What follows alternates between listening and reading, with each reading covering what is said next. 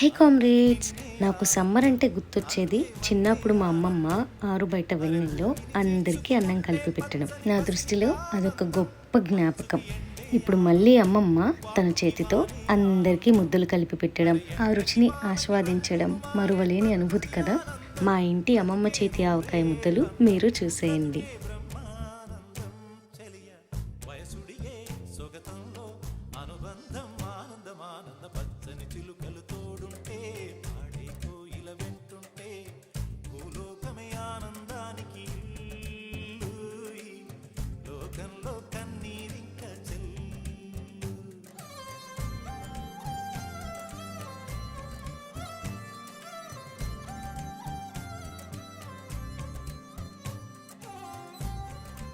అమ్మమ్మ అమ్మ ఆవకాయ ఎప్పటికీ బోర్ కొట్టవు. నచ్చితే like, share and subscribe to Ammadi's Galaxy.